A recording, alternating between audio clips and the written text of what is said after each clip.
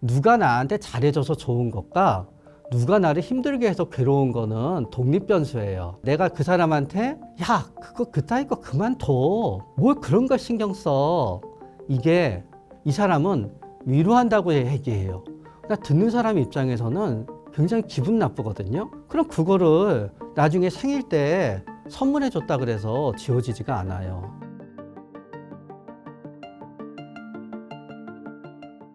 정신건강의학과 전문의 최명기입니다. 만나 뵙게 되어서 반갑습니다. 아무리 친했던 친구라도 한순간에 멀어지게 되는 경우가 있나요?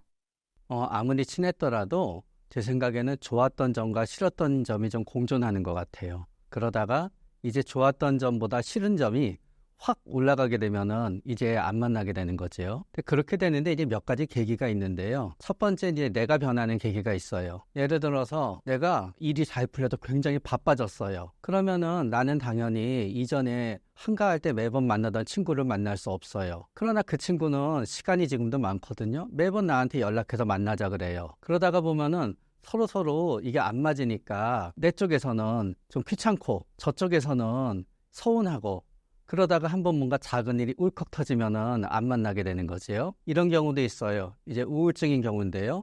어떤 분은 신나고 굉장히 재밌게 노는 분이에요. 그런데 그분이 우울증에 걸렸어요. 힘든 얘기를 하잖아요. 신나고 재밌게 노는 친구들은 별로 들으려고 하지 않아요. 그 친구들 에이 술이나 마셔. 그런 거 생각하지 마.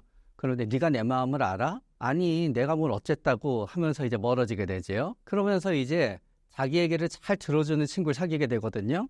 근데 우울증에서 낳거든요. 우울증에서 나오면 맨날 바빠서 또 그 친구 만날 시간이 없게 돼요. 그럼 또 갑자기 헤어지게 되는 거지요. 그런 다음에 또 어떤 그 상황의 변화도 관계가 돼요. 예를 들어서 우리는 처지가 다르게 되는 건데요. 굉장히 부자로 살던 사람이 그냥 보통으로 되잖아요. 그러면은 그 사람의 입장에서는 남들이 계속 잘 사는 걸 보고 있으면 괴롭거든요. 그러니까 아무리 친구라도 멀어지게 될 수 있고요. 또 반대로 나의 친구가 갑자기 성공하더라도 우리는 멀어질 수가 있어요. 그런 다음에 굉장히 예를 들어서 우리 배우들 그런 얘기 하거든요. 어떤 배우가 갑자기 성공했어요. 성공하고 나니까 유명하지 않은 분한테 뭐 연락 안 하게 되고 그러다 사소한 일로 다투고 멀어지게 되고 그러니까 여기까지 이렇게 하게 되면은 일단 좋은 점과 싫은 점이 공존하는 점이 있었고 그러다가 내가 갑자기 변하거나 상대방이 갑자기 변하게 되면은 우리는 거기에서 이제 갑자기 헤어지게 되는 수가 생기는 거지요. 그러나 여기에 더해지는 돌발 변수들이 있어요. 예를 들어서 어떤 친구가 결혼해요. 그런데 나는 그 친구가 결혼하는 사람이 마땅치가 않아요. 그래서 내가 뜯어 말려야 되겠다고 생각하고 뜯어 말려요. 그럼 우리는 헤어지게 돼요. 그런 다음에 보통 때 괜찮은 친구였어요. 어느 날 갑자기 주사를 부렸더니 갑자기 이유 없이 나를 욕하고 뭐 나를 때리려고 하고 그래요. 나는 그 친구가 주사 때문에 그렇다는 걸 알아요. 기억이 안 난다는 것도 알아요. 그러나 내가 욕먹는 거 맞는 거를 진짜 싫어하는 사람이잖아요. 그 친구를 보면 굉장히 불편해서 우리는 그런 돌발적인 일로 헤어지게 되죠. 멀어지는 사이라면 미리 친해지지 않는 방법도 있나요? 사실은 미리 알 수 있는 방법은 있긴 하지만 그다지 썩 확률이 높고 좋은 방법은 아니에요. 왜 그런가 하면은 결국은 내 생각에 좋은 친구는 나하고만 잘 맞는 것 같은데요. 나한테 잘 맞는 사람들은 진짜 괜찮아서 돌발적인 일에도 헤어지지 않을 정도인 사람들은요. 남들과도 다 잘 지내요. 그러니까 한마디로 말하면은 내가 싫은 점이 하나도 없고요. 그런 다음에 평생 동안 나의 삶도 급격한 변화도 없고 상대방의 삶도 급격한 변화가 없으면은 그 친구랑은 굉장히 오래 만나고 돌발적으로 헤어질 일이 없지요. 그러나 그거는 솔직히 말하면은 말이 안 되는 확률이지요. 결국 멀어지는 친구 유형은 무엇이 있나요? 뭐 이런 것들이 이제 생각나요. 항상 우리는 무시하면 안 만날 것 같잖아요. 그런데 사실은 이 방송을 보시는 분들도요. 맨날 친구가 난 무시하는데 만나게 되는 사람이 있을 거예요. 언젠가는 헤어져요. 그런 다음에 또 우리는 내가 약속이 좀 미뤄진다. 그럼 그러니 하는 친구도 있는데요. 꼬치꼬치 캐묻는 친구가 있어요. 왜 그러나. 자, 결국은 좋지 않게 끝나요. 근데 안 만날 것 같지만 이거 보시는 분들도 그렇게 키묻는 사람들 있을 거예요. 그러고 나서 자기 자랑 많이 하는 친구 있어요. 안 만날 것 같지만 그래도 그 친구가 뭔가 자랑은 많이 하지만 자랑할 만하다라고 생각할 땐 만나게 되는데요. 그게 이제 아니다 싶으면 안 만나게 돼요. 또 어떤 경우는 내가 맨날 그 친구를 사주고 싶어서 내가 맨날 사주는 건 상관없어요. 그런데 내가 별로 사주고 싶지 않은데 맨날 하다가 보면 사주게 돼요. 결국은 안 좋게 끝나게 되지요. 그리고 내가 사주고 싶어서 맨날 내가 내도 문제예요.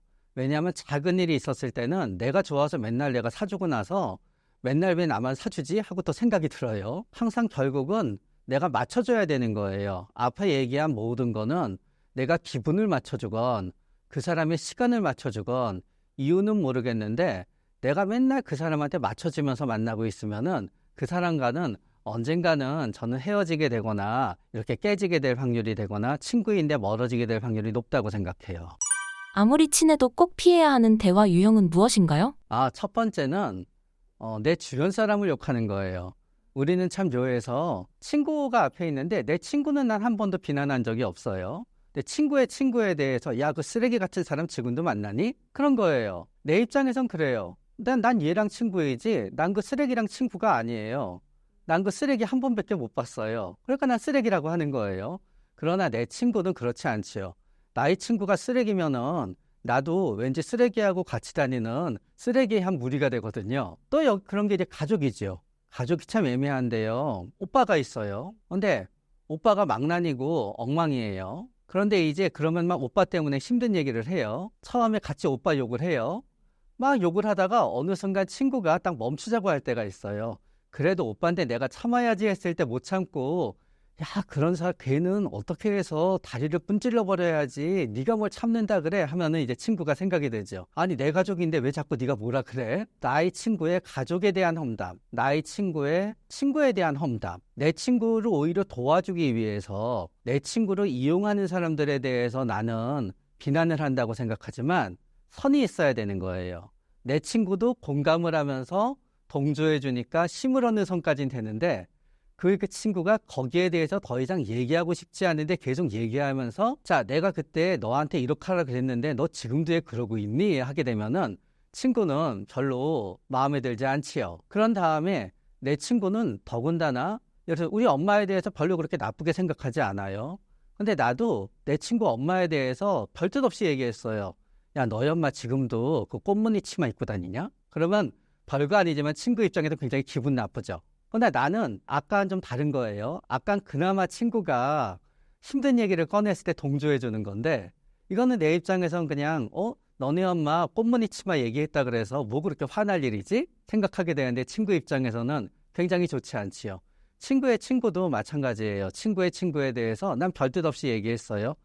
야, 걔 그런 짓 하고 아직도 걔 교도소 안 갔냐? 그러면 이제 그런 것도 농담이지만 내 친구는 자기가 아끼는 사람을 그러니까 싫지요. 그렇기 때문에 친구의 친구, 친구의 부모에 대한 뭔가 좀 오해의 소지가 있는 얘기를 갖다 나는 친구 자체에 대해서 얘기하는 건 아니니까 괜찮아 라고 안심하고 하다가 보면은 친구는 속으로 굉장히 기분이 나빠지지요. 또 이제 이런 경우도 조심해야 되는 경우인데요. 내 친구가 그다지 공부를 잘하지 않는 아이였어요.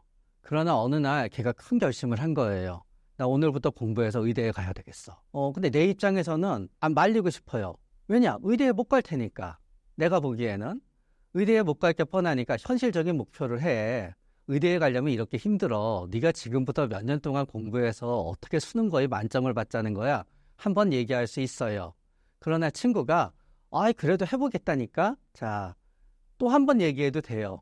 그래도 너 현실적인 목표를 세워야지. 그렇게 비현실적인 목표를 세우는 거는 현실 도피야. 두 번 얘기해도 돼요. 내 친구가 아니 넌 왜 그렇게 나에 대해서 능력을 갖다 폄하하는 거야 했는데 자, 3번까지 얘기할 수 있어요.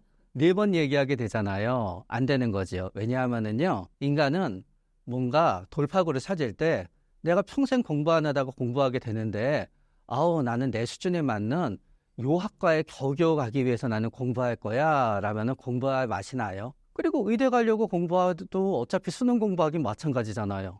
그러다 의대 갈 점수 안 나오게 되면 되는 거고요. 그런데 이거를 자꾸 꿈을 깎는 얘기, 말리는 얘기를 하게 되면은요. 나는 친구가 아니라 그 사람의 어머니, 그 사람의 예를 들어서 그분이 취업을 하면 그분의 취업 컨설턴트, 그분이 뭐 수능을 준비하면은 학원 선생님. 그런 다음에 만약에 그분이 창업을 하려고 그러는데 그 부모님이 말리고 있어요. 그 부모님이랑 똑같아져요. 적어도 내 친구는 나한테는 딴 사람이 다 말릴 때 좀 괜찮아라는 말을 그냥 듣고 싶은 거거든요. 자기도 안 된다는 거 알아요. 그러니까 자꾸 나는 친구한테 현실감을 준다고 생각해서 안 된다, 그러지 마라, 그러지 마라 하고 부정적인 얘기를 듣다가 보면은 그 친구 입장에서는 왠지 내가 자신의 능력을 하나도 믿어주지 않는다는 생각이 들기 때문에 멀어지게 되기 때문에 3번까지 말려도 되지만 4번째부터는 말리지 마세요. 그리고 이제 이런 경우가 있죠. 만약에 그 친구 탓을 하게 되는 거예요. 무슨 뜻인가 하면 아까 말리는 거랑 비슷해요. 어떤 친구들은 이래요. 내가 그래서 딴 사람들이 다 안 된다고 해서 그래도 끝까지 해보라고 난 된다 그랬어요. 그런데 갑자기 친구가 이러는 거예요. 그때 나 말리지 그랬냐. 내가 말 듣는 건 너 한 명밖에 없었는데 네가 날 말리지 않아서 이렇게 됐어. 혹은 둘이 이렇게 여행 가기로 했어요. 그런데 갑자기 저쪽에 지진이 났어요. 그래서 표를 날리고 표값을 날리게 됐어요.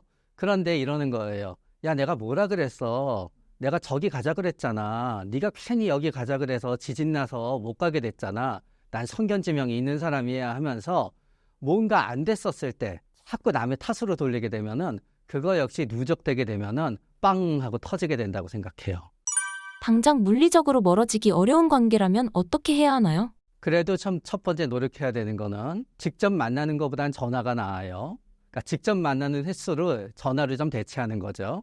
또 전화보다는 카톡이나 문자가 나아요. 직접 만나더라도 좀 그래도 시간에 제한이 있는 장소에서 만나는 게 나아요. 예를 들어서 어떤 식당에서 만나요.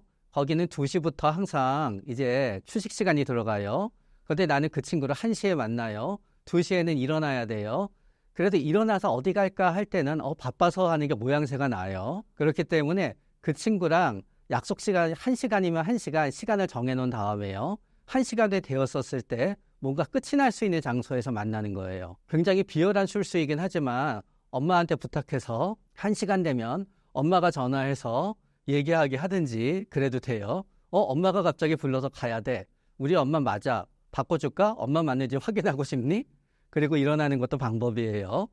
또 전화를 하더라도 마찬가지예요. 내가 별로 껄끄러워하는 사람인데 전화가 오자마자 당장 받잖아요. 나는 전화벨이 울릴 때마다 놀라게 돼요. 그래서 내가 마음에 안 드는 사람이랑 전화를 할 때는요. 야, 안 해주면 너무 뭐라고 할 것 같으면 전화를 하긴 해야 돼요. 그러나 그때는 내가 제일 편안한 남는 시간에 전화를 해야 돼요. 밥도 먹고 그런 다음에 여유도 있고 그런 다음에 생각하는 거예요. 딱 30분이면 30분, 15분이면 15분 오늘의 시간을 대는 거예요. 그래서 15분이면 15분, 20분이면 20분이면 그 친구가 뭔 얘기를 하든 다 들어줘요. 그러나 난 참을 수 있어요. 그 시간이 되면은 나는 전화를 안 할 테니까. 그리고 그 친구도 좀 참아요. 왜냐하면은 할 얘기 다 했으니까. 근데 그거를 빨리 끊고 싶어서나 아니면은 어떻게 이거를 갖다 좀 설득시켜 보려고 자꾸 그 사람 말에 끼어들잖아요. 그건 이게 무슨 질량 보존의 법칙처럼요. 어떤 분들은 대화 보존의 법칙이 있어서 내가 예를 들어서 그 사람이 혼자 얘기하게 했으면 30분에 끝나요. 내가 끼어들어요. 30분을 내가 끼어들어서 내 얘기도 하고 못도 했어요. 그럼 괜히 통화만 1시간으로 길어지게 되는 거예요. 전화로 할 때는 가장 내가 마음이 편하고 내가 강해져 있을 때. 왜냐하면 배고프고 힘들 때는요. 끊지도 못해요. 기운이 없어서 오히려 역설적으로. 내가 제일 강해져 있을 때 계획을 세워서 전화를 하는 거예요. 내 쪽에서 걸어서. 그런 다음에 카톡으로 할 때도 마찬가지가 되지요. 카톡으로 할 때도 우리는 뭔가 문제가 있게 되잖아요. 우리는 장문의 카톡을 보내는 나쁜 습관이 있어요. 장문의 카톡을 보내면 우리는 그게 진정성이 마다할 거라고 생각하지요. 사이가 나쁠 때는 장문의 카톡을 보는 순간 짜증이 나요. 이거를 언제 다 읽지? 그렇기 때문에 누군가를 피하고 싶다. 근데 내가 장문의 카톡을 갖다 보내게 되면은 그 사람은 또 어떤 의미에서 장문의 카톡의 내용과 관계없이 장문의 카톡을 보냈다는 거는 아직 나랑 관계가 이어진다는 걸 오해하기도 하고 그래요. 그래서 내가 관계를 끊고 싶은 사람일수록 짧게 대처하는 수가 있어요. 그냥 나도 모르게 본심이 드러나도 돼요. 응, 이응 하면서 우리는 관계가 멀어지거나 끊어질 때 굉장히 서로 웃으면서 사뿐하게 끊어지는 걸 생각하거든요. 그러나 사실은 상대방은 내가 자기를 좋아하지 않는다는 거를 갖다 알지 못하는 한 그렇게 사뿐하게 끊어지지가 않아요.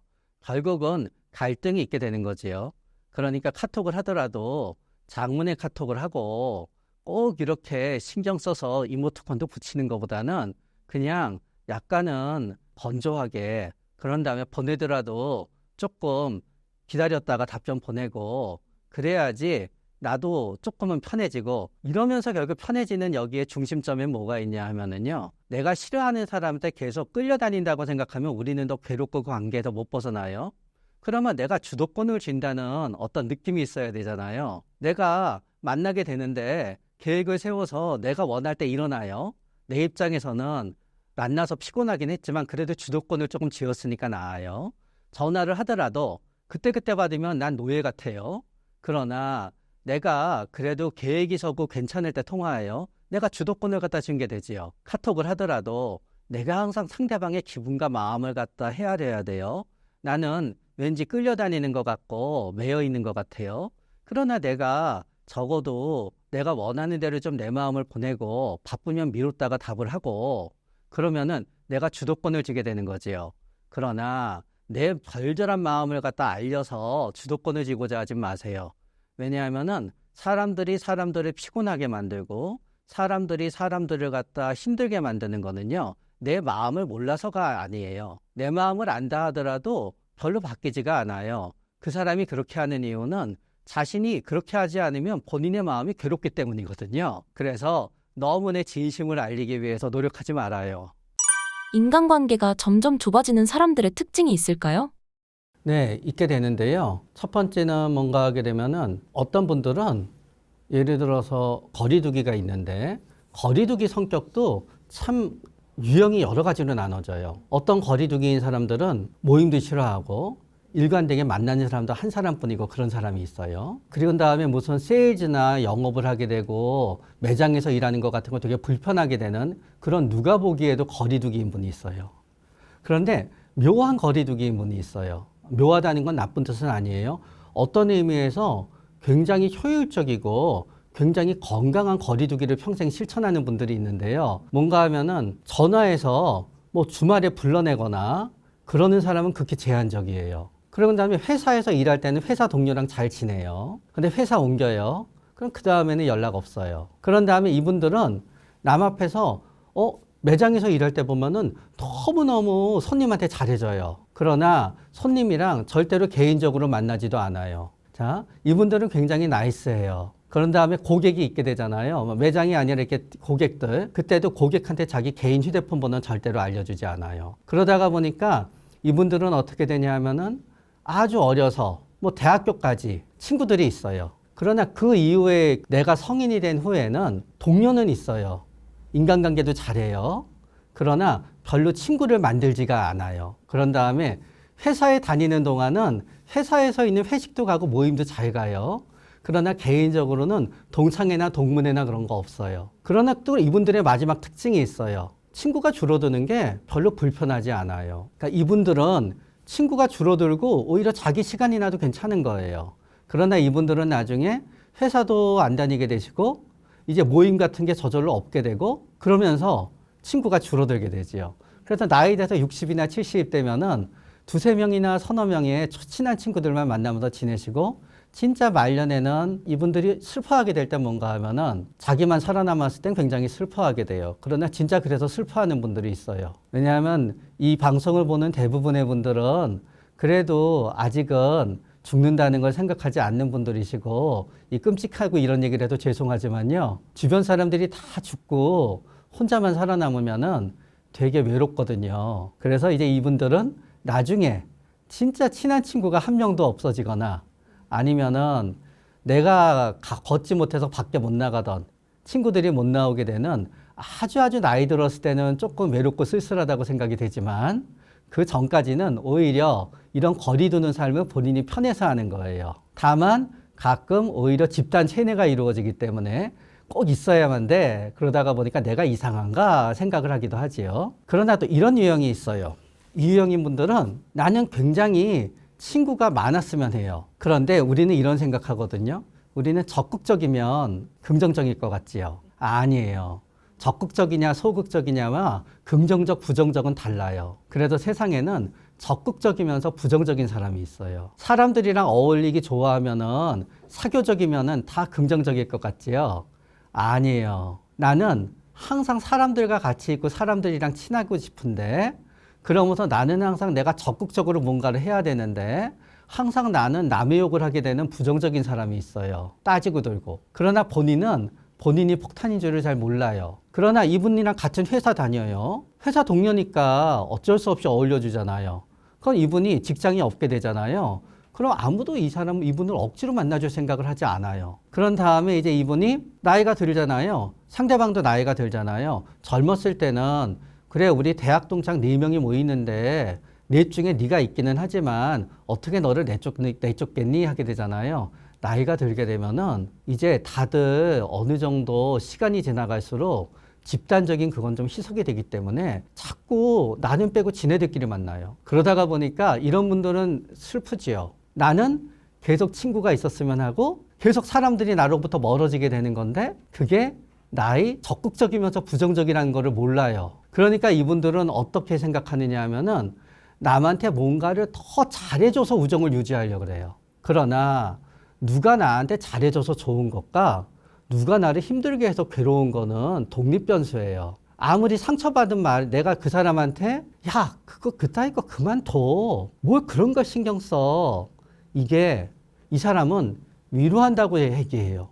그러니까 듣는 사람 입장에서는 굉장히 기분 나쁘거든요. 그럼 그거를 나중에 생일 때 선물해 줬다 그래서 지워지지가 않아요. 그러다가 보니까 사람들이 자꾸 나를 미워해서 사람들이 자꾸 나를 싫어해서 내 생각에는 난 굉장히 착한 사람인데 이유 없이 사람들과 자꾸 다투게 돼서 나를 시기 질투하는 사람이 있어서 자꾸 외톨이가 된다 그러면은 굉장히 슬프지요. 나머지 경우 2가지는 뭔가 하면 의외의 것들인데요. 한 가지는 알코올 중독이에요. 술을 어느 정도 마시면요. 적어도 술 친구들이 있어요. 그런데 술 친구들도 질리게 술을 마시는 분들이 있어요. 그런 다음에 주사도 좀 있어요. 그리고 나중에 이분들은 술을 갖다 진짜 주의하게 되는데요, 몸에. 목마르면은 그냥 저절로 물 마시지요. 왜냐하면 결국은요, 우리 몸에 물이 없는 게 비정상이어서 그래요. 맨날 술을 마시게 되잖아요.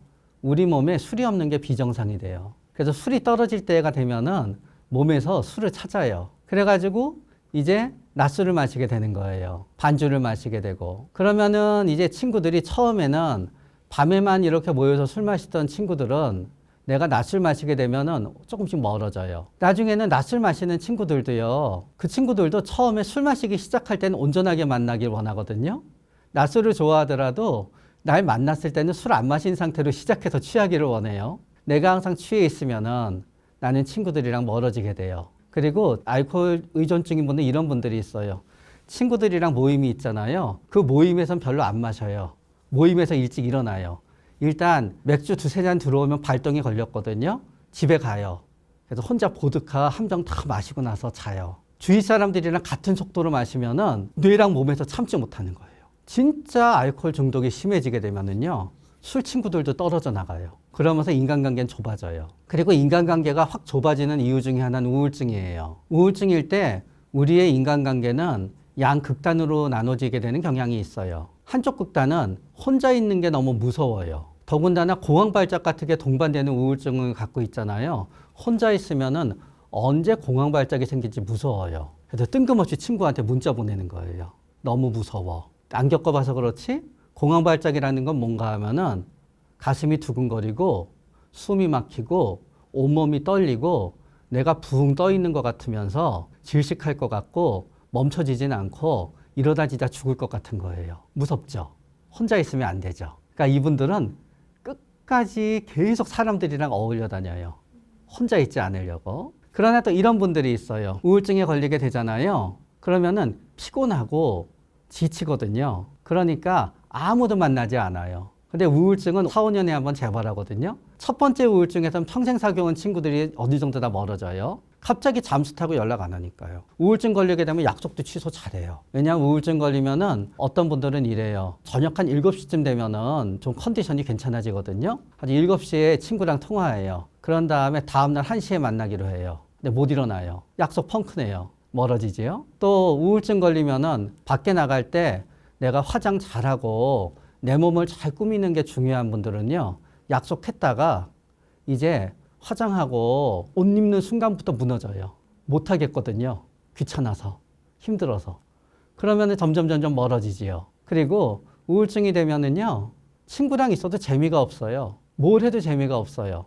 그러니까 친구랑 같이 있는데 이 얘기에 집중을 하고 그게 아니라요, 계속 스마트폰만 보고 유튜브만 보고 있어요. 겉으로 들으면서. 아주 멀어지게 돼요. 그래서 우울증은 보통 6개월에서 1년 있으면 저절로 낫거든요. 그래서 우리가 결핵이 저절로 나와서 본인이 모르고 지나간다 그러잖아요. 우울증도 자기도 모르고 지나가요. 그런데 우울증이 있는 6개월에서 1년 동안에 내 인간관계는 거의 다 사라져요.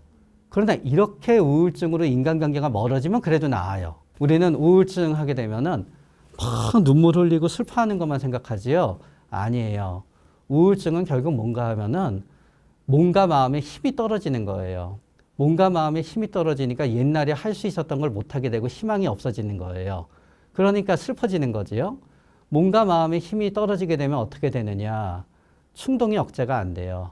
그래서 어떤 분들은 우울증에 걸리면은 안 그러던 사람이 짜증내고 화를 내요. 진짜 평생 친구들이랑 한 번도 안 싸워본 사람이 진짜 온 친구들이랑 다 싸우는 거예요. 멀어지게 되지요. 그리고 또 이런 경우도 있어요. 우울증에 걸리면 왜 술 친구들하고도 멀어지느냐. 평소에 나는 소주 3병 마시고 필름 끊기더라도 유쾌한 사람이었어요. 내가 필름 끊기고 하는 짓은 난 기억은 안 나는데 친구들이 찍은 거 보니 다 귀여운 짓들이었어요. 근데 우울증에 걸리게 되면은 그때는 분노가 주체가 안 돼서 그 주사가 폭력으로 바뀌는 분들이 있어요. 그래서 우울증이 내 삶을 6개월에서 1년 훑고 지나가게 되면은 친구의 거의 8, 90%랑 멀어지고요. 그 다음 4, 5년 동안 열심히 좋은 사람 사귀어 놓어도 또 우울증이 오면 멀어져요. 평생 가는 친구들을 가려내는 가장 확실한 방법은 무엇인가요? 평생 갈 수 있다는 거는 상대방의 감정의 기복이 그렇게 많지가 않아야 돼요. 그러니까 안정적이고 성품이 좋고 그런 다음에 나는 평생 가고 싶은데 이 친구가 감옥 가면은 평생 갈 수가 없어요. 그렇기 때문에 그 친구의 어떤 살아가는 직장 생활이며 결혼 생활이며 외적인 삶 역시 굉장히 순탄하고 무난해야 돼요. 그러니까 굉장히 인성이 좋으면 좋을수록 그 친구하고는 평생 갈 가능성이 높아요. 그런데 문제는 어디서 가냐 하면은요, 그런 사람들한테는 항상 주위에서 친구를 하려는 사람들이 많아요. 그렇기 때문에 나도 굉장히 평탄한 인성을 가지고 있고 평탄한 삶을 살 때 그 사람들하고도 친구가 돼요. 그래서 평생 가는 친구를 가려내는 것보다 중요한 거는요, 내가 누군가의 평생 가는 친구가 되어주는 게 사실 그에 못지않게 중요해요. 그러거든요. 실제로 내가 무슨 잘못을 저질러서 억울하게 교도소에 갔어요. 억울하게 교도소에 갔지만 교도소에 있는 동안은 친구들이랑 연락을 못하니까 나 멀어지게 되겠지요. 내가 결혼했는데 이혼을 하게 됐어요. 그런데 이혼을 하게 됐는데 하도 이 결혼 생활 동안에 친구들의 아내들하고도 부부 동반으로 많이 모이다가 보니까 모이게 되면은 어색한 거예요. 내 삶에 굴곡이 있을수록 멀어지게 되지요. 내가 사업망에서 잠수 타게 됐어요. 멀어지게 되지요. 그래서 평생 가는 친구를 가려내기 위해서 가장 중요한 1번은 내가 누군가의 평생 가는 친구가 될 수 있어야 돼요. 내가 누군가의 평생 가는 친구가 될 수 없으면은 평생 가는 친구를 가려내도 별 소용이 없어요. 그 사람은 나하고 그렇게 친구라고 싶어 하지 않게 돼요. 그렇기 때문에 내가 그렇게 평생 갈 수 있는 안정된 감정 조절과 안정된 인품과 안정된 생활을 갖다 유지할 수 있다라고 가정하게 되면은 어떤 사람이 굉장히 감정 조절이 잘 되고 생활이 안정되어 있고 주위에서 인품이 좋다고 칭송이 자제하다면 그 사람은 나하고 평생 갈 확률이 매우 높아요. 최고의 정신치료는 복수하는 것이라고 말씀하신 이유는? 왜 이 생각을 하게 됐냐고 하면은요, 우리들 다 그런 거 있어요. 물론 범죄에 대해서 감옥에 가게 되고 형량을 내리는 거는 정의를 실현하기 위해서인 거죠. 그러나 사실은 우리는 그게 일종의 복수에 해당된다는 점을 갖다 우리가 부정할 수 없어요. 그래서 우리는 범죄자가 모든 국민들은 30년 받아야 된다고 한 사람이 15년 받게 되면 화가 나는 거예요. 복수가 제대로 이루어지지 않았거든요. 그런데 실제로 범죄 피해자분들을 상담하게 되잖아요. 범죄 피해자분들을 낳는데 제일 중요한 거는요, 가해자가 온전한 처벌을 받는 거예요. 가해자가 처벌을 갖다 받지 않거나 가해자가 받은 처벌이 피해자가 생각하기에 말도 안 되게 가볍잖아요. 그 우울증과 트라우마는 엄청나게 심각해요. 그렇기 때문에 오히려 그때의 최고의 제가 제공해 줄 수 있는 거는 당신이 약자가 아니고 공식 조처를 밟건 경찰에 가건 아직 할 수 있는 게 많다는 거를 갖다 알려주는 게 되더라고요. 그래서 우리는 어떤 분들이 이제 뭐 너무너무 억울해서 민사소송을 하겠다. 그런데 민사소송에서 받을 돈이 변호사비도 안 나올 것 같아요. 주위에서는 다 말리거든요. 그러나 그 사람은 지금 그거라도 안 하면 죽을 것 같은 거예요. 민사소송이라는 신랄 같은 복수의 방법이 있어야지 그래서 그분들은 살게 되는 경우가 있더라고요. 그런 분들을 뵙다가 보니까 생각이 든 거예요. 모든 사람들은 아니라 어떤 분들한테는 복수를 포기하지 않는 게 진짜 살아갈 유일한 이유가 되는 사람들도 있구나라고 해요. 그래서 제가 누구누구가 너무너무 괴로워서 죽고 싶어요. 그럼 전 얘기해요. 자살하지 말아요. 그러면은 다 자살하면은 상대방이 놀라고 죄책감 가지고 그러실 것 같지요. 그거는 드라마에서나 그래요. 실제로 제가 보다가 보면은요, 다들 피해자가 없어지잖아요. 가해자들은 너무너무 좋아해요. 그러니까 절대로 가해자가 살아 숨쉬고 있는 한은 자살하지 마세요. 왜 그 사람한테 그렇게 큰 기쁨을 갖다 주려고 합니까? 라고 얘기하면은 많은 분들이 자살을 하려다가 멈춰요. 맞아요. 근데 딴 건 몰라도 그 사람 좋은 일 시키려고 내가 죽을 수야 없지요. 오히려 자살을 말릴 때 어머님이 이렇게 돌아가시면 얼마나 슬퍼하시겠어요 하면 또 진짜 죽음을 가좀 그래요. 그렇지만 주위에 보니까 자식이 자살해도 사시던데요. 자살하게 되면은 얼마나 자녀가 힘들어지겠습니까? 그럼 또 그래요. 그러나 살아서 내가 하는 꼴을 보니까 없어지는 게 걔네한테도 좋을 것 같아요. 도저히 말릴 수가 없거든요. 그러나 자살하게 되면은 원수가 너무 행복해져요. 그러면 그때는 그러세요. 맞아요. 한번 생각해 볼게요. 그러나 이게 절대로 이거를 할 수 없는 분들한테는 안 통해요. 그분들은 복수가 정신치료가 된다는 거를 보게 되면은 굉장히 불편해져요. 저는 또 그분들의 마음도 존중해요. 그분들은 어떤 분이냐 하면은요, 굉장히 겁이 많은 분이 일단 그래요. 겁이 많은 분들은 그게 실제로 가능하건 가능하지 않든지 간에 뭔가 위험한 일을 한다는 것 자체만으로 본인이 불편해져요. 두 번째는 남을 아프지 못하게 태어난 분이 있어요. 남을 막 상습적으로 괴롭히는 일종의 사이코패스가 되려고 하면은 세 가지 조건이 맞아 떨어져야 돼요. 첫 번째, 겁이 없어야 돼요. 두 번째, 충동적이어야 돼요. 세 번째, 남의 아픔에 공감을 못 해야 돼요. 예를 들어서 어떤 사람이 남의 아픔에 공감도 못 해요. 되게 충동적이에요. 그러나 겁이 많아요. 그러면은 겁이 나니까 내가 누구 때리려다가 맞을지도 모르고 잡히면 안 되니까 나는 앞에서 뭐라고 못해요. 어떤 사람이 겁이 없어요. 그리고 나서 굉장히 충동적이에요. 그렇지만 공감을 해요. 그러면 어쩌다 실수로 누구를 밀거나 한 대 때릴 수 있어요. 그러나 상대방이 앗! 하고 아파하는 순간 멈춰요. 그러나 여기에다가 남의 아픔을 공감하지 못하잖아요. 그럼 상대방의 아픔이 전해지지 않으니까 계속 때리는 거예요. 진짜 내가 보기에 완전히 누가 보기에도 아파할 정도로 상대방을 뭉개놓기 전까지 계속 때리는 거예요. 그래, 이 정도면은 충분히 고통을 줬지 할 때까지. 그러나 자, 사이코패스의 반대인 사람들이 있는 거예요. 그래서 실제로 PCL이라는 사이코패스 검사를 하잖아요. 너무 높은 분도 있지만요. 하나도 체크를 못하는 분이 있어요. 그런 분들은 복수가 올바를 수도 있다는 게 되게 그분들의 마음을 불편하게 해요. 그래서 그분들한테는 용서가 최고의 정신치료가 될 수 있는 거예요. 그분들은 억지로 용서하는 게 아니라 저절로 용서가 되거든요. 그래서 저는 복수도 최고의 정신치료이면서 동시에 저는 용서도 최고의 정신치료가 될 수 있다고 생각이 돼요. 누군가냐에 따라 달라지게 되는 거예요. 그 다음 어떤 분들은 복수보다 더 나은 거를 갖고 있는 분들이 있어요. 어떤 분들이냐? 어떤 분들은 우리는 ADHD 하면 되게 나쁠 것 같지요? ADHD의 특징은 과잉행동, 그냥 계속 뭔가 열심히 해요. 그러니까 열심히 하니까 또 장점도 있어요. 어떤 장점이 있느냐? 아르바이트를 해도 시키지 않은 것까지 되게 열심히 해요. 그리고 이것저것 일을 버리고 쉬지 않고 하다가 보니까 앨런 머스크나 아니면 우리 엔디비아 회장님처럼 부자가 되기도 해요. 두 번째는 충동성이지요. 참질 못해요. 그러나 이 충동성도 다 나쁜 건 아니에요. 선한 충동성과 악한 충동성이 있어요. 우리 소방공무원분들이 불길을 해치고 자기 위험을 무릅쓰고 구해낼 때 왜 그랬습니까? 물어보면 대부분 나도 모르게 그랬다 그래요. 되게 겸손하게 얘기하세요. 진짜 아무 생각 없이 충동적이거든요. 선한 충동성이죠. 악한 충동성은 누구를 때리게 되지요.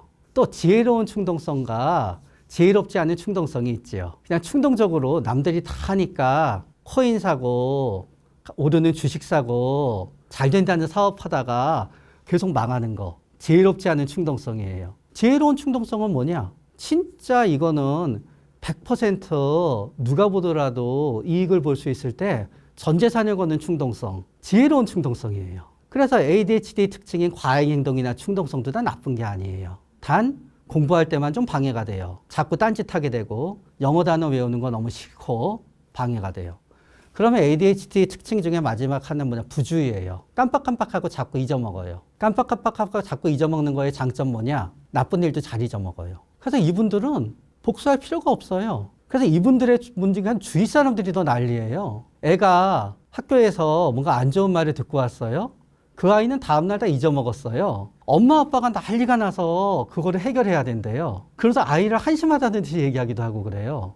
넌 어떻게 이런 일을 넘어갈 수 있니? 그냥 넘어가요. 그 다음날 되면 잊어먹거든요. 엄마 아빠가 야단쳐도 소용없어요. 한 2시간 지나면 헤헤 웃으면서 괜찮거든요. 이런 분들한테는 복수보다 더 좋은 건 망각이에요. 그냥 잊어먹으면 돼요. 그런데 이런 분들이 자꾸 주위에서 야단쳐요. 너 왜 이렇게 생각이 없냐고. 생각이 없는 게 아니에요. 엄청난 장점을 갖고 있는 거예요. 인생의 괴로움을 다 없애고 즐거움만 찾으면서 살 수 있는. 그게 ADHD 성향의 가장 축복받은 능력이에요. 귀찮고 싫은 건 다 잊어먹는다. 또 이런 분도 있어요. 이분들은 뭔가 하면은 멀어지면 잊어먹어요. 우리가 한국에서 진짜 괴롭잖아요. 그런데 제주도만 가더라도요, 좀 이렇게 잊어먹는 것 같아요. 내 고민은 그대로 있는데. 복수보다 더 좋은 거는 안 보고 멀어지는 거예요. 그러나 여기에 있어서 우리가 용서가 최고의 정신치료도 아닌 분, 그런 다음에 나는 잘 잊어먹지도 못하는 분, 그러면서 그 사람이랑 물리적으로 멀어질 수도 없을 때는 때로는 우리는 복수할 수 있다는 가능성과 복수를 꿈꿀 수 있기 때문에 우리는 그 수모와 수치를 갖다 살아남기는 거고, 복수마저 생각할 수 없을 때는 완전 절망에 빠져서 극단적인 생각을 하게 되는 거예요. 그렇기 때문에 그게 복수가 최고의 정신치료가 될 수 있다는 거고, 그렇기 때문에 이 사회에는 복수에 대한 심리적 수요가 넘쳐나기 때문에 어떤 드라마든지 간에 복수가 없는 드라마가 없어요. 복수가 없는 영화가 없어요. 그러나 실질적으로 사람들은 복수를 하지 못해요. 그게 복수에 대한 심리적 수요가 있기 때문에 복수를 보면서 대리만족하는 거예요. 그러나 진짜 복수를 할 수 있는 능력이 있더라도 이 복수에는 전제 조건이 달려요. 첫 번째는 내가 피해를 받으면 안 돼요. 왜냐하면 이런 경우 있거든요. 내가 싫은 말 들었어. 엄마한테 싫은 말 들었어요. 애가 엄마한테 뭐라고 했어요. 엄마가 와다다다다 하잖아요. 더 기가 죽고 기분이 더 나빠져요. 괜히 얘기했네. 굉장히 나를 괴롭히는 사람이 있어요. 그러나 나쁜 사람들의 그 전투력은 우리의 상상을 초월해요. 내가 작은 복수를 했어요. 엄청난 복수를 또 받아요. 그러니까 첫 번째, 복수가 내가 복수하고 끝나고 그로 인해서 내가 처벌을 받으면 안 돼요. 왜냐하면은 가끔 그런 분들이 있거든요. 막 너무너무 힘들어요. 그러니까 그 사람이 한 나쁜 짓에 대해서 직장이면 어디면 전부 다 까발려요. 까발릴 때는 생각해요. 벌금 받더라도 이거 했으니까 잘했어라고 생각하잖아요. 막상 벌금 받잖아요. 우울해지기 시작해요. 그래서 복수에 눈이 멀 때는 내가 받을 수 있는 피해를 굉장히 작게 생각해요. 그래서 사람들은 살인을 하는 거예요. 사람을 죽인 후에 본인이 처하게 될 끔찍한 상황에 대한 절망감을 굉장히 작게 처리하거든요. 그러나 살인을 하고 나면요, 대부분 치정이라든가 복수에 의한 살인은 살인을 하고 나면은 본인이 그러면서 재판을 하게 되면서 본인이 복수했을 때의 효과가 뚝 떨어지게 돼요. 그래서 전제 조건, 나는 절대로 피해를 받으면 안 돼요. 두 번째, 나는 복수를 했다고 생각했는데 상대방한테 아무 타격이 안 가요. 그러면은 복수하고 나서 기만 세요. 야, 진짜 쟤는 끄떡없구나. 그러니까 타격이 가해져야 돼요. 세 번째는 필수 조건은 아닌데요. 내가 했다는 걸 상대방이 알면 가급적 좋아요. 그럼 어떤 분들이 그래요. 결국 복수하지 말자는 얘기잖아. 맞아요. 그런 의미에서 제일 좋은 복수는 상대방이 나한테 법에 어긋나는 일을 했을 때 법적인 처벌을 받게 하는 거. 굉장히 저는 제일 좋은 복수라고 생각해요. 상대방이 나한테 엄청난 손해를 끼쳤을 때 거기에 대해서 법적으로 배상을 요구하는 거. 그런 거 전부 다 복수인 거고, 그런 거는 아무것도 안 하는 것보다는 나의 자존감을 갖다 덜 깎이게 해요. 자존감 낮은 사람들이 습관처럼 하는 말이 있나요? 이번 생은 망했다. 죽고 싶어. 난 왜 이 모양일까?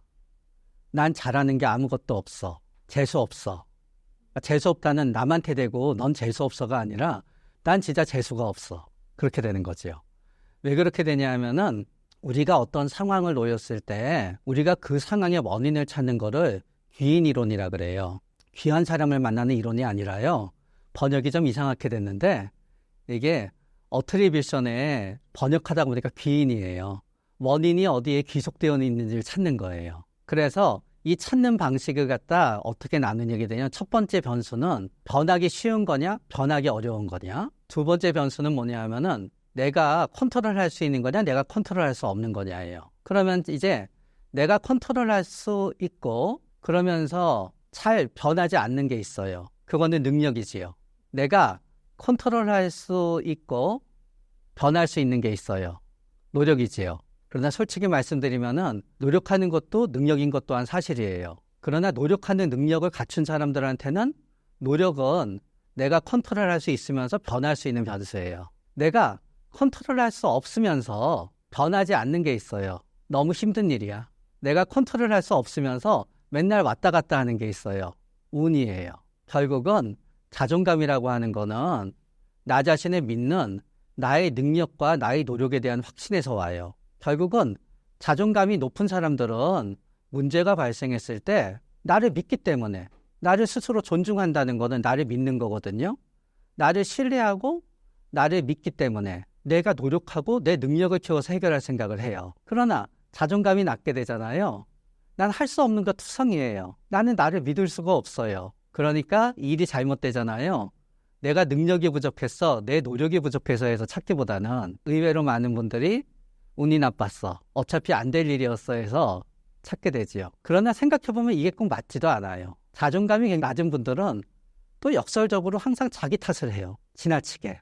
그래서 이런 거지요. 자존감이 적당한 분들은요, 지나치게 남 탓도 안 하고요, 지나치게 내 탓도 안 해요. 그러나 우리가 일단 어떤 분이 지나치게 내 탓을 하거나 지나치게 남 탓을 하거나 지나치게 내 탓을 하는 말을 많이 쓰거나 지나치게 남 탓을 많이 하는 말을 많이 쓴다 그러면은 그분은 자기 자신에 대해서 그다지 신뢰하고 안정적인 분은 아닌 것 같아요.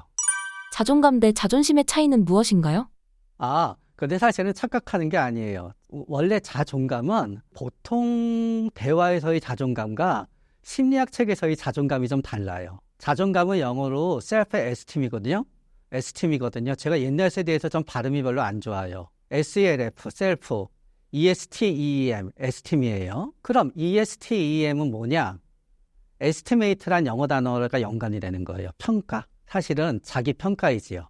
self-esteem이 그래도 자기 자존감인 거예요. 그러면은 나 자신에 대해서 내가 매기는 값이 자존감이에요.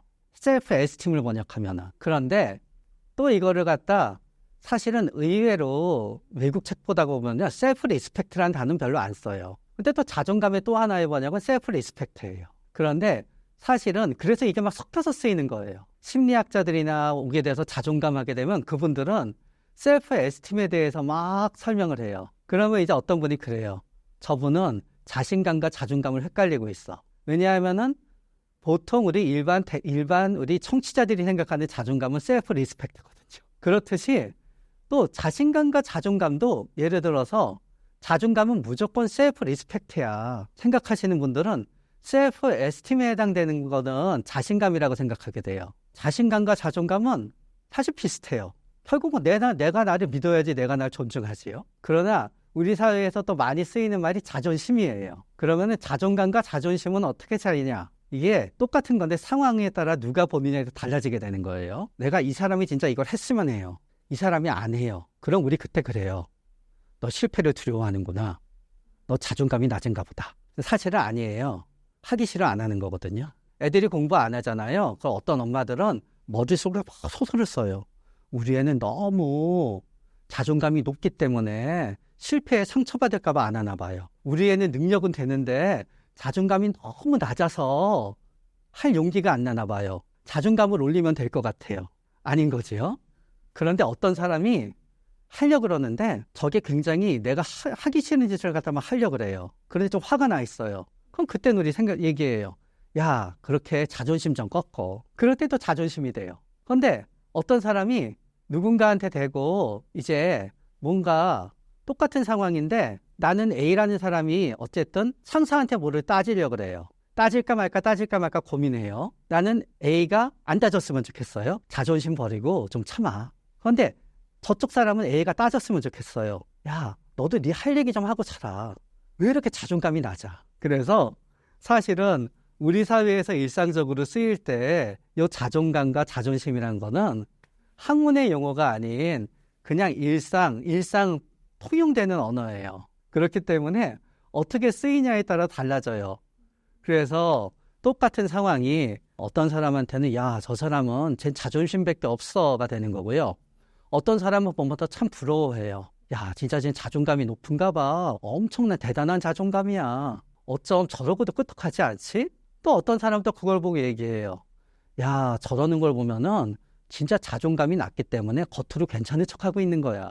그래서 사실은 코에 걸면 코걸이, 귀에 걸면 귀걸이인 게 자존감과 자존심의 거고 또 때때로 이 자존감 역시 셀프 에스템이었다가 셀프 리스펙트였다가 왔다 갔다 하면서 다 섞어서 쓰고요. 그렇게 해도 돼요. 자존감 낮은 사람들이 SNS에 집착한다는 것이 사실인가요? 별로 사실은 아닌 것 같아요. 트럼프 SNS 엄청 많이 해요. 트럼프가 자존감이 낮다고 생각하시나요? 그러나 트럼프도 귀에 걸면 귀걸이, 코에 걸면 코걸이는 자존감이 낮을 수도 있어요.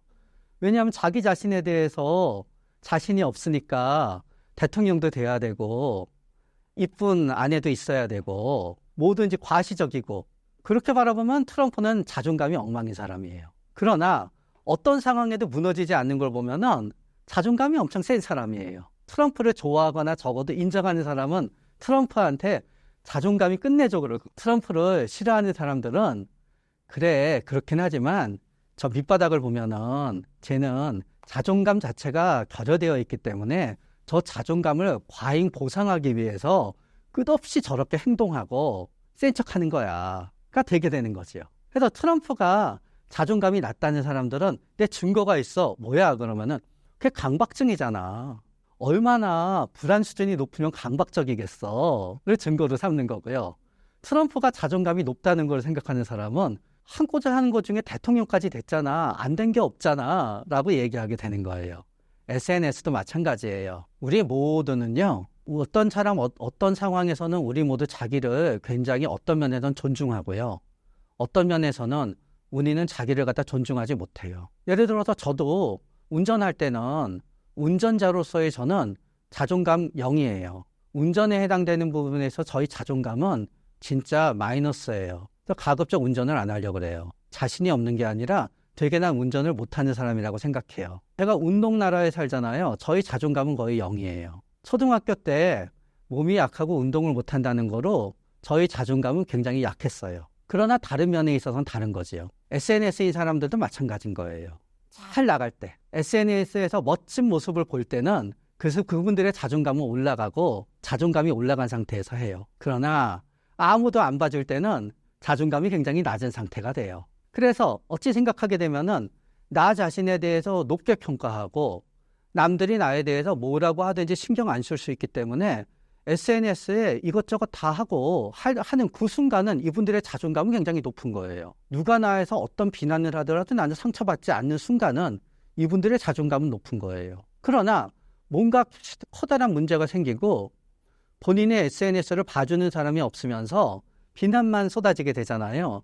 그러면 그때는 이분들은 난 진짜 겉으로 보이는 모습뿐이지 나는 아무것도 제대로 해놓은 게 없어 라고 해서 자존감이 엉망이 되는 거죠. 이제. 그래서 SNS인 사람들은 어떤 점에서 있어서는 실제의 자기보다 더 과장된 거를 표현하는 분들은 실제의 자기보다 억지로 더 나은 거를 보니까 실제의 자신에 대해서는 보여주는 모습보다 낮게 평가하고 있으니까 자존감이 낮은 게 맞는 거고요. 그러나 남들이 뭐라고 하더라도 꿋꿋하게 버티는 분들이나 그때는 이분들의 자존감은 높은 상태인 거예요. 그리고 SNS도 SNS 나름이지요. SNS에 보이는 모습이 진짜 내 모습인 사람은 자존감이나 SNS나 똑같은 거예요. 자존감이 낮지 않은 거예요. 그러나 어떤 분이 실제 내 모습에 대해서는 진짜 자신이 없어서 합성사진으로 내 모습으로 해놓고 한다 그러면 그분은 자존감이 낮은 거겠지요. 남들과 비교를 하면서 상처받는 사람들의 특징이 있나요? 남들이랑 비교하는 거를 우리 상처받지 않아요. 근데 이게 뒤섞여져 있었는데 비교할 때는 여러 감정이 뒤섞여져 있어요. 첫 번째, 되고 싶다. 될 수 있을 것 같아요. 상처받지 않아요. 그때는 비교하면서 오히려 용기를 얻어요. 나도 저렇게 돼야지. 그런데 보고 있어요. 그런데 될까 말까 해요. 그건 부럽다. 이제 부럽다에서는 아직 커다란 상처를 받지 않아요. 저 사람은 내가 갖고 있지 않은 걸 갖고 있어요. 아무리 해도 저거를 갖지 못할 것 같아요. 난 진짜 그거를 갖고 싶어요. 그런데 어차피 나는 못 가질 팔자예요. 이렇게 완전 단념하잖아요. 그때 역시 상처는 별로 안 받고 부럽기만 해요. 그런데 가장 상처받을 때는 뭔가 하면은 제가 운이 좋아서 저렇게 됐지 나도 부모 잘 만났으면 저렇게 됐을 것 같아요. 운이 좋아서 좋은 대학만 들어갔으면 저렇게 됐을 것 같아요. 나도 운이 좋아서 조금만 다른 얼굴로 태어났으면 저렇게 됐을 것 같아요. 마땅히 내가 저거를 누려야만 되는데 나는 운이 나빠서 못 누리고 있고 쟤는 운이 좋아서 누리고 있다. 그랬을 때는 내가 마치 누려야 되는 거를 갖다 저 사람한테 뺏긴 것 같아서 난 상처받지요. 그래서 이게 왔다 갔다 해요. 부러움, 시기, 질투, 그런 다음에 선망, 용기가 왔다 갔다 하기 때문에 우리는 끊지 못하는 거지 어느 한 감정 때문에 끊지 못하는 게 아니에요. 이게 전부 다 왔다 갔다 해요. 그래서 때로는 SNS를 보면서 비교하는 게 꼭 나쁜 것만은 아니에요. 왜냐하면은 아이돌 동화책 보잖아요. 그러면 아이돌 동화책에는 전부 다 공주, 왕자만 나오거든요. 그러니까 어떤 사람들은 그래요. 이게 아주 나쁜 아이들의 그거를 만든대요. 그러나 사실은 우리 어렸을 때 생각해보면은 공주, 왕자 보면서 나도 그 시간 동안 그렇게 되고 싶고 그렇게 될 수 있다고 생각해서 내가 용기를 얻었잖아요. 아이들이 로봇 나오는 만화 좋아하거든요. 무소불위의 힘을 가진. 아이들은 약자잖아요. 그 만화 영화 속에서는 그 로봇을 다루는 아이가 최고 강한 거예요. 그러니까 강하다는 걸 보면서 용기 얻는 거예요. 우리가 CF는 다 아름다운 사람들만 나오지요? 우리가 그거를 보면서 우리는 마음이 편한 거예요. 왠지 보고 있으면. 비슷하게 SNS 보고 있으면요. 우리는 자꾸 SNS를 보면서 시기 질투로 상처받으니까 하지 마만 하지만 사실 대부분의 분들은 SNS에 이렇게 아름다운 물건들, 아름다운 명품들 저걸 걸치고 있는 거 보고 나도 하고 싶다라고 생각을 하면서요. 괴로움을 잊는데 아주 유용하게 잘 쓰고 있어요. 꿈꾸는 거예요. 어차피 그거 안 한다 그래서 이 세상이 더 내가 행복해지는 것도 아니에요. 그러니까 좀 비교한다 그래서 그렇게 불행해지는 것도 아니에요. 자존감 높은 사람들이 절대 하지 않는 행동은 무엇인가요? 저는 자포자기인 것 같아요. 자존감이 높은 사람들은 어떤 일 하나가 내 인생을 결정짓는다고 생각하지 않아요. 뭔가 삶에서 하나가 빠져나가더라도 내 삶에는 다른 게 남아있고 나는 다시 내 삶을 이어갈 수 있다고 생각하거든요. 그러니까 하다가 안 되면요. 완전히 어느 선에서 정리해요. 그러나 우리가 자존감이 낮아져 있잖아요. 그때는 이게 아니면 안 될 것 같은 거예요. 직장에서 맨날 누가 나를 괴롭혀요. 옆에서는 야, 그 직장 그만둬. 그냥 딴 데 가면 되잖아. 근데 나는 왠지 굉장히 내가 나에 대한 평가가 낮고 내가 나를 존중하지 않잖아요. 아니야, 아무도 나를 안 써줄 텐데 여기서 그만두면 여기서 쫓겨나면 난 끝이야. 그래서 포기하지 않아요. 그러다가 어쩔 수 없이 나중에 포기하게 되지요. 그러면 또 포기하고 버림받았다는 것 때문에 자존감이 더 낮아져요. 그래서 우리는 자존감이 낮아질수록 우리는 내 안에 자존감이 있는 게 아니라 밖에서 뭔가가 없으면 끝장날 것 같아요. 이게 안 되면은 안 될 것 같아요. 그게 때때로는 사람이에요. 그러니까 어떤 사람한테 그 사람은 나를 싫다는데도 제발 나를 버리지 말라고 계속 매달려요. 그 사람이 없는 순간 나라는 존재는 없어지고 나의 자존감은 무너지거든요. 어디서 나를 갖다 계속 못 살게 굴더라도 직장이건 아니면 어느 학교건 대학원의 조교가 됐든 대기업의 사수가 있고 그 밑에서 있건 검사건 의사건 그게 아니면은 난 끝장날 것 같은 거예요. 그러니까 어떻게든 그게 되려는 거지요. 결국은 나로서의 난 없어져 버리는 거예요. 의사 있나, 검사 있나, 판사 있나, 무슨 그룹 다니는 나, 무슨 대학교 다니는 나, 박사 있나가 나를 다 지배해 버리는 거지. 나머지는 다 없는 거지요. 그러면 자존감이란 게 설 수 있는 공간이 하나도 없지요. 그렇기 때문에 뭔가를 절대로 포기하지 못하고 주위에서 다 안 된다고 생각하고 나도 너무 괴롭고 그만둬야 된다는 걸 아는데 그만두지 못할 때는 혹시 내가 너무 나의 자존감이 굉장히 낮아져 있지 않나 생각해 봐야 돼요. 그리고 거기에 매달리면 매달리고 고통받으면 고통받고 비난받으면 비난받을수록 나의 자존감은 전부 낮아져요. 그러나 자존감이 높은 상태에서는 우리는 이게 아니어도 또 다른 내가 있기 때문에 정리할 수 있게 돼요. 그래서 악순환이 되지요. 정리하고 상처를 덜 받을수록 우리는 어느 정도 되는 자존감을 유지하게 되는 거고요. 상처받고 포기하고 버림받을수록 우리의 자존감은 점점 잔고가 낮아져 가요. 착한 사람은 기가 약한 사람으로 오해를 하는데 그 이유와 둘의 차이는 무엇인가요? 착하다는 게 우리 성격의 하나의 변수고 나머지 독립 변수가 많다는 걸 몰라서 그래요. 어떤 사람이 되게 착해요. 그러나 겁이 하나도 없어요. 착하면 겁이 많을 것 같거든요. 아니요. 착하면서 겁 없는 사람들 많아요. 착하면서 겁 없는 사람들이요. 진정 약자를 위해서 싸워요. 아니 겁이 많으면 약자를 위해서 못 싸우지요. 되게 착한 사람인 거예요. 그런데 겁이 없는 거예요. 되게 착한 사람인 거예요. 인내력이 엄청 강해요. 포기하지 않아요. 착하지만 인내력이 강하면. 되게 착한 사람인데요. 책임감이 강하고 목적의식이 있고 그런 다음에 자기 어떤 인생의 목표가 분명하잖아요. 그러면은 생각보다 만만치가 않아요. 그래서 어떤 사람이 착한데 만약에 겁도 많고 끈기도 없고 목표도 불확실하고 자꾸 남 탓하고 무능하다고 생각하면은 그 사람은 착하면서 기가 약하겠지요. 그러나 어떤 사람이 착해요. 겁도 하나도 없어요. 목표의식도 분명해요. 한 번 하면은 포기하지도 않아요. 그러면은 그 사람은 착하지만 만만치 않게 끝까지 하고 내가 아무리 그 사람을 협박해도 소용이 없지요. 겁이 하나도 없으니까. 착한데 기센 사람도 있나요? 이러한 사람들의 공통점은 무엇인가요? 기가 세다는 거는 우리가 겉으로 볼 때 좀 화를 많이 내건 짜증을 많이 내건 감정이 드러난다는 거예요. 착하다 그러면 굉장히 심사숙고할 것 같지요.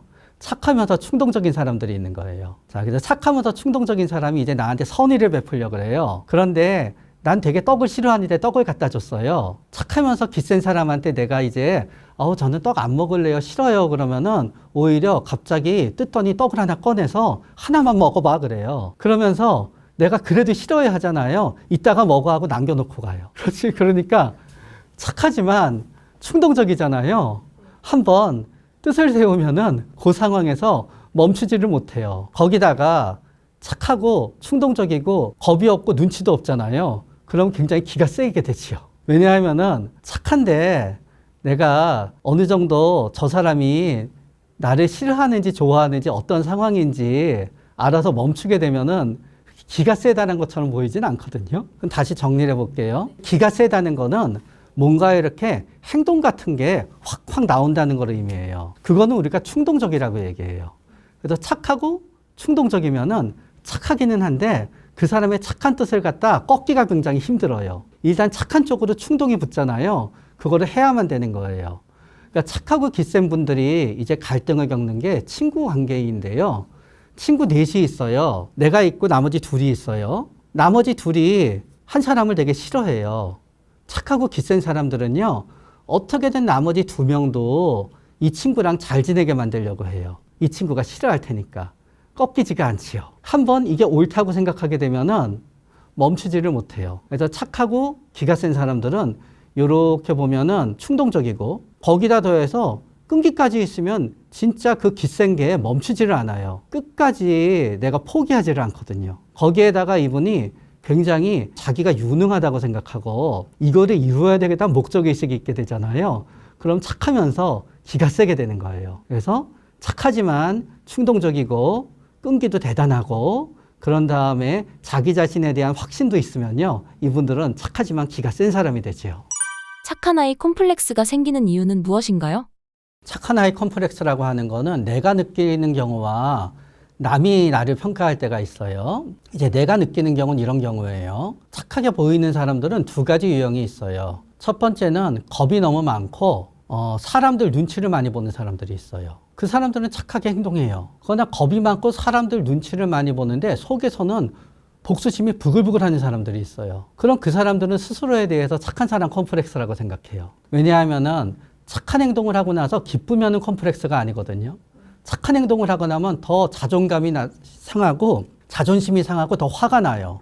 하나도 기쁘지가 않아요. 왜냐? 겁이 나서 눈치 보느라고 했거든요. 근데 거기에 착하다는 칭찬까지 받잖아요. 두 번 나를 죽이는 거예요. 그러니까 착한 사람 컴플렉스라고 생각하지요. 두 번째는 이런 경우가 있어요. 착해요. 능력도 있어요. 그러다가 보니까 남의 일도 이것저것 많이 도와줘요. 그런데 이분들도 몇 년에 한번 지칠 때가 있어요. 내가 경제적으로 어려움에 처했어요. 그런데 사람들은 계속 나한테 도와달래요. 난 도와주지 못하니까 과거의 나의 행동에 대해서 현재의 지친 나는 내가 도대체 그거 왜 그랬지 그때? 그땐 자기가 기뻐서 했으면서 난 착한 사람 컴플렉스인가 봐 하게 되는 거예요. 착한 분들을 보면은요. 대체적으로 인내력이 강하고 능력이 출중해요. 그러니까 남을 도와줄 여유까지 생기는 거예요. 근데 예를 들어서 우울증에 걸리잖아요. 피곤하고 의욕도 떨어지고 아무것도 하기가 싫고 피곤하지 않고 우울증이 아닐 때는 누가 이거 좀 해줘 그럼 해줬거든요. 내가 피곤하고 우울증이 되잖아요. 누가 이거 해줘 그러잖아요. 왜 지가 하지 왜 나한테 시켜? 이렇게 돼요. 그러면은 우울증이 아닌 때의 나는 착해서 기뻤거든요. 우울증일 때의 나는 싫어요. 그런데 어쩔 수 없이 남들한테 해왔으니까 하게 돼요. 그러니까 나는 착한 아이 컴플렉스인가 보다 하게 되지요. 그러나 남이 나를 착한 아이 컴플렉스로 규정할 때가 있는데요. 그거는 뭐냐? 부부 중에 한쪽이 돈을 엄청 많이 벌어요. 둘 다 돈을 엄청 많이 번다고 가정하는 거예요. 그래서 저축하고 남는 돈으로 나는 우리 부모님, 내 사촌 전부 다 도와주고 있어요. 근데 부부 중에 나머지 한쪽이 볼 때는 저 돈도 저축해서 우리 돈이 되면 좋은 거예요. 그럼 그러는 거죠. 야, 그 사람들 왜 네가 도와줘야 돼? 어느 정도 다 살잖아. 왜 너만 그렇게 도와줘? 넌 착한 사람 컴플렉스인가 보다 라고 얘기해요. 이분은 착한 사람 컴플렉스가 아니에요. 착한 행동을 하면 내가 기쁘기 때문에 내가 하는 거예요. 컴플렉스가 아니라 굳이 표현하자면은 착한 일을 하면 도파민에 나오니까 착한 일에 중독됐다고 표현할게요. 좋은 의미로. 좋은 중독이에요. 옆에서는 이 사람이 착한 일을 갖다 하는 게 싫으니까 이 사람이 착한 일을 하는 동기가 뭔가 잘못된 동기라고 이름을 붙여서 막고 싶지요. 그래서 멀쩡하게 착하고 행복한 사람한테 자꾸 옆에서 착한 사람 컴플렉스를 해요. 그런데 인간은 타고 태어날 때부터 약간 이기적인 사람이 있고 이타적인 사람이 있어요. 근데 사람은 내가 좋아하는 사람, 내 주위에 있는 사람이 나랑 비슷해야 좋아해요. 그러니까 이기적인 사람은 내가 사랑하는 사람이 이타적으로 행동하는 걸 보면은 좀 불편해요. 나한테만 이타적으로 해줬으면 좋겠는 거지. 그거를 남한테까지 이 사람이 잘해주는 게 싫거든요. 못하게 해야 되거든요. 그러면 이 사람은 그러거든요. 난 좋아서 하는 거야. 그럼 그러는 거죠. 아니야.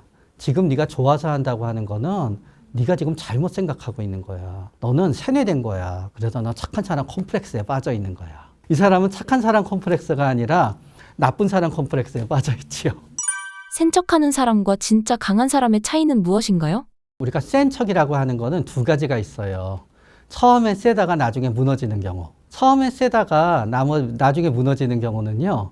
끈기가 없어서 그래요. 그리고 충동적인데 겁도 많은 경우에 처음에는 충동이 겁을 이겨요. 충동이 가라앉잖아요. 다시 겁이 밀려와요.